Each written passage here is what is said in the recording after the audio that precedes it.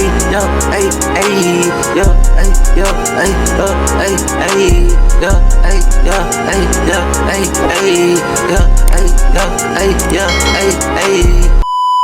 What conversation with a stranger? Oh? Left you wondering if you just talked to something non-human or supernatural, like an angel, demon, ghost, alien, time traveler, etc. Yeah, okay. I was working in Florida as a manager in a large chain of automotive dealers. I was on the service side and dealt with the customers who had the most difficult issues or were upset. One day, an older man came in and I went for a quick test drive to assess his concerns with the vehicle. He was calm and polite, a very easygoing person. After speaking for a few minutes, he asked me if I liked magic. He then proceeded to start talking about where I was from. He didn't ask a single question, he just began to talk. He narrowed down the area until he was within a 20-minute drive from the hospital I was born in. The hospital is an 18-hour drive from where that dealership was. After a few minutes, he said, "But you didn't live there very long. Moved south to the city of blank, right?" He was absolutely... Yo, this nigga know this nigga whole life. If you hang with the ops, you're going to die, nigga. Shut the fuck. This nigga talking about? Absolutely spot on. Then he started rubbing his eyes and kind of humming. He asked me how long I'd lived in Norway, then narrowed it down to the city I lived in for 8 years. At this point, I'm thinking he's some kind of weirdo who has done a background check on me, but how would he know where I had lived while overseas? He said, "What the fuck? Do you believe in magic now?" On the return drive to the dealership, I was running every possible scenario through my head. Did a friend set me up? How did he know the name of the city in Norway? When we arrived, he leaned over and said, "I'm just having some fun with you. I was in the CIA for years as a linguist. Now that I'm retired, I just use it as a party trick." Nigga said a party trick. So confused. Nigga, what type of party trick? Nigga, if you just found out where I lived and I don't fucking know you. Nigga said 18 hours away from me he was born. He wasn't even remotely close. And again, the nigga did not know you. Nigga, I would have just left. He honestly could have said he was some kind of psychic and I wouldn't have been able to argue.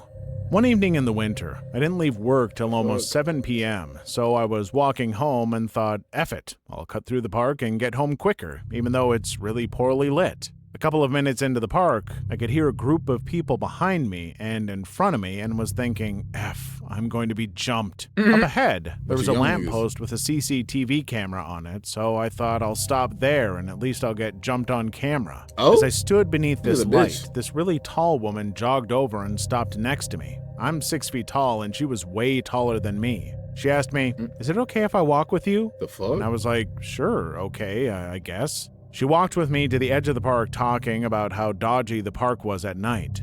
As soon as we got to the edge of the park, she told me to have a good night, then jogged back in. Should've got the number, you fucking... It was a really weird experience. I felt certain I would have been mugged or something if she wasn't there.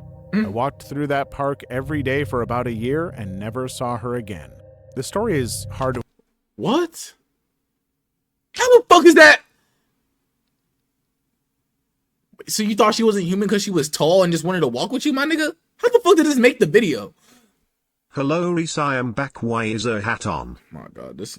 To explain, but I still get shivers when I think about it. He was a customer I was helping out. Honestly, there was nothing that really stood out with him. He was handsome, but in a normal way. He dressed normally, talked normal, was blandly friendly, as you are with strangers. Just a normal upper middle class type guy. The only thing that really stood out was his blue eyes. Not in a goofy supernatural way, he just had very, very blue eyes. But for some reason, he made every hair on my neck stand on end. Alarm bells were going off in my head like crazy. All I wanted to do was hide. I have never felt this way before or since. Even when I was followed home by someone, I have never felt such gut-deep, you are in danger, as I did with this guy. After ringing him through, he reached out to shake my hand. This is not common at all here, but out of politeness, I took it and shook. And I instantly got so nauseous, I almost... You got nauseous from shaking a nigga hand? Maybe you just need to touch some grass. You got nauseous, you almost passed out because the nigga wanted to be a gentleman. Gagged. The moment I got nauseous, he just held my hand and smiled, and something in that smile made me absolutely sure he knew what I was feeling, and he enjoyed it. I'm not religious in any way, but I remember thinking at that moment, oh, F? Is this the devil? After he left, I was still so sick feeling I had to go to the back and sit down. I'm not sure if he was a serial killer or what, but to this day, I have never experienced something even close to that encounter. I absolutely felt bone-deep certainty that I was... God damn, what the... God, was he... Was for a nigga like... Golly! Niggas almost saying this might be me, nigga. Shut up, nigga. Shit. I make women feel comfortable, okay? But before I can even make them feel comfortable, I have to be near a woman. And I don't know what that's like. So... yeah. Some sort of danger. I felt every bit of the life story. It's a hard story to explain because it's all based on feelings, so I haven't told that many people about it. But to this day, it's absolutely one of the scariest and weirdest things I've experienced. As a child, I used to play outdoors with my childhood best friend, Kyle. We would either knock on each other's doors and ask, "Can blank come out to play?" or we would hear each other in our respective front yards and come outside. One day, when I was about 10, I walked outside into my driveway because I thought I heard Kyle outside. I called out to him, and a little girl about my age came from around the back of the house instead. I learned her name was Amaya. She told me she was going to be there all day because she's waiting for her mom to pick her up. I asked her if Kyle was coming, but she said no. Kyle didn't technically live next door, his grandmother did, so it's not uncommon for him not to be on the block for days because he's at home. So we spent the whole day playing. I can't remember the exact time, but I know it was from the hottest point in the day to when the sun almost began to set. It was the peak of summer, so that meant we were outside for hours. We spent the first half of our day inside of my garage playing because it was cool, and as outside began to get cooler, we moved our shenanigans out into my driveway. After a couple of hours, she said that she had to go because her mom was coming soon. I hugged her, really sad that my new cool friend was leaving, but I figured she must be related to my neighbors in some way, so I'd be seeing her again. The next day, Kyle's mom dropped him off at his grandma's, so I came outside to play. I asked him when Amaya was coming back. Kyle said, "Who is Amaya?" I thought he was just being annoying, but by us going back and forth, I realized he didn't know who Amaya was. I told him she had on a blue top and blue khakis yesterday, and her hair was in 3 large twists with pink bobos. Kyle insisted he didn't know who I was talking about. I asked his brother, who was 5 years his senior. He didn't know who I was referring to either. A little bit creeped out, I asked my parents, "Wasn't I playing with a girl yesterday?"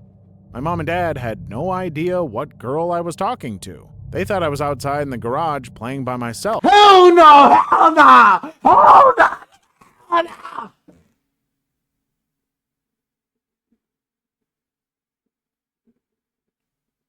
Hell no! Hell no! Hell no, nigga! As a last resort, I asked Kyle's grandma. She told me there was no little girl there yesterday. She was home with her husband, and she doesn't know a little girl by that name. To this day, Kyle swears he doesn't know who I'm talking about. I don't know what to make of this situation. I know I played outside with that girl. We jumped rope, we blew bubbles, we played hand numbers. No one knows a little girl named Amaya, but I spent the day with her.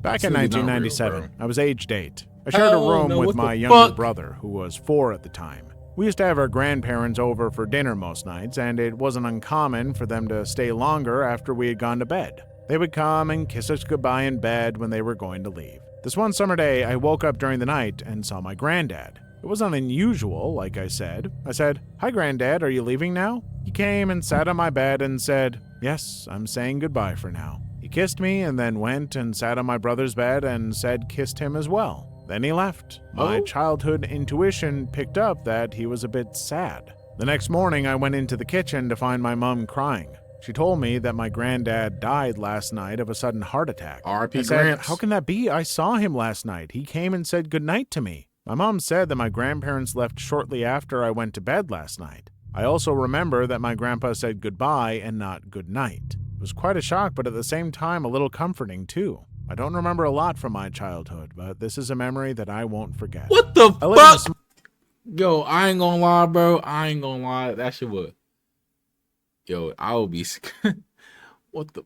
Yo. It's like they get in more. Golly. Small town with very few black people around. Central Europe. I I was pretty down because of a girl and went for a kebab. While I was standing in a queue for kebab, in the pub right next to it, there was a woman that caught my attention because of 2 things. Initially because of her face that's just uncommon to see there. Oh. Another, the fact that I for sure Bad never seen pharmacy. her before, despite living in this small town my entire life and going around this pub every day. Another thing I noticed was that she didn't order anything. She just sat there by the table alone. Then I ordered my food, and while waiting for it, the woman leaned over the fence that separates kebab place from the pub, looked directly at me, and offered me ice cream. I accepted the offer, and immediately after that, she looked me in the eyes, smiled a bit, and clearly, calmly said, "I love you." Then, as I received my kebab, I turned around where she was. Red flag, red flag, red flag, red flag. You don't even know me, bitch. Red And flag. she was gone, vanished as quickly as she appeared. I inspected the ice cream and it seemed okay, and the package was intact. It was delicious. There was this kid I used to hang out with when I was around 8 years old, and it still obsesses me. He wasn't from my school, and neither was he in the only other school in town one day. He just showed up at the end of the school day and played with my friends and me, just like kids do. He was really nice, polite, clean, but he just seemed to have no family. He would never talk about his parents and avoided conversations about family. There was some sort of orphanage nearby, but friends who lived there said that he didn't live with them. He was weird, but in a weird way. He was nice and fun, yet really mature for an 8-year-old kid. He had this emotional intelligence. He understood people, talked very well about others' feelings, but barely showed his. He had this strange aura. He would start really deep conversations that were oddly deep for kids our age. He also had a smooth voice, at an age when most of the kids have a voice that tempts adults to make them mute. One day, one of my friends lost his grandma, and he found oddly accurate words to reassure him. That scene is still in my head to this day. On the other hand, he knew no cultural stuff. Every film, cartoons, comics, TV show, he wouldn't know. We showed him stuff like WWE, Dragon Ball, and other manga/anime, and he became really a fan. The only time he would act childish was when we wanted to know more about his life. He would answer funny and barely comprehensive things like some kids do. Today, I'm 100% sure he did that on purpose. I really looked up to him, although he was no leader or whatever. He was weird in a cool way or cool in a weird way at an age when a weird kid is just a weird kid no one wants to F with. He felt... Nigga said, what if it's a grown man with midgetism? What if he an alien and he just got to keep cover, nigga? You feel me? What if he's just an alien he had to keep cover? Can't blow his cover, nigga. Out of this world to me. My mother had a strange feeling about him, and years later I asked her about him, and she told me that she couldn't do anything because he was so nice and polite, but to her, he wasn't a child and seemed really weird. He just hung out with my friends and me for about a year. I have great memories with him, and I feel like he taught us much. One day he just stopped coming to play in our neighborhood, and no one saw him again. I have more anecdotes about him, and as time passes, more things feel wrong/weird to me. I have a deep feeling that I met someone too special or whatever. I'm not that much into supernatural stuff, yet I could start believing in a lot of things just because of this kid. Damn! This kind of deviates from the question, but I do think it's relevant. As a kid, my grandmother lived in a different country. She was super affectionate, but due to a severe back problem, she couldn't give many hugs. So the most physical touch we had was holding hands. She always had the most tender and warm hands, even on the coldest days or when the AC was on. We used to sit and talk for hours well into our teens. When I was 21, she suddenly passed away from a stroke. My last words to her before I saw her last were, "I love you." Nah, these are all different stories, Very, very much. And that really comforted me at the time. In accordance with Jewish culture, we bury our dead, and since I'm one of the only males in the family, I bore the brunt of digging most of the grave. I was exhausted and sad from the whole day that I didn't get to express my emotions until the evening when I got home. I rushed to my room and let my emotions out, cold and drained from working so hard and especially being outside. It is long as hell. As I lay on my bed, my entire body cold, suddenly a weird feeling of warmth felt one of my hands. My hand became searing hot, almost like I had a fever, and I felt so eerily calm and placid. I knew she was there that night, holding my hand and saying goodbye. I haven't felt sad since, because I got to say my final goodbye. Golly! I had an encounter that was... What type of shit? Yeah, it is. But we can make this the last one because yeah, this shit is like 24 minutes. Was not quite non-human or supernatural, but definitely very off and maybe a cult member or weird serial killer. I used to be a tailor in a suit. Oh, of course, this would be the final one. Suit shop in Edinburgh, and this very odd-looking gentleman came in. Short, big, broad smile always plastered on his face, and weird little black round glasses that looked like they were Victorian or something. Anyway, he was dressed in an old, worn tweed suit and wanted a new one for an event he was going to. He said it was his old fraternity or gentleman's club and gave a name. I wish I could remember it. It was over 10 years ago, but I feel like I forgot the name right away. I measured him up and gave him various suits to try on, selecting a whole outfit over the course of about 2 hours. Damn! The whole time he was asking me a bunch of very strange questions and claimed he could see into a person. And this wasn't my calling, but I was an artist. He could tell by my eyes. He kept writing things down in this weird little journal he had. There was something just incredibly unsettling about it all. Eventually, once I had his outfit ready, he passed me a card and said that I should come along to his meetup. He could introduce me to his colleagues and that they would have many business ventures for me. Then he laughed and said that the address was very bad to find, but even harder to leave. What? He then paid and left me a huge tip before leaving. When I was tidying up, I found one of his notebooks in the changing room. I snuck a look and it was full of writing, but it was in some other language, and really, really scribbly. There were diagrams for buildings and lots of drawings of crows. He never came back to get the book, and I never went to the address till much later and couldn't find it. I gave the book to a friend who thought he could decipher it, but... Yo, they was about to sacrifice that nigga. You better fuck around and find out. They was about to use that nigga as a sacrifice. Nothing ever came of that. A few years later, I got involved with a charity that deals with people who have suffered terrible facial scars. One guy I got friendly with had been burned by his father when he came out of the closet. It was horrific stuff that I naively believed was in the distant past. Anyway, his father committed suicide in prison. Later, I saw a photo of him, and holy crap, did he look just like my mysterious stranger. It was uncanny. Now, it had to be a coincidence that the father had been dead for over a decade, but it added another very weird layer to the whole thing. Oh? I was a sophomore in college. I walked... Yeah, just be aware, nigga. Just be fucking aware.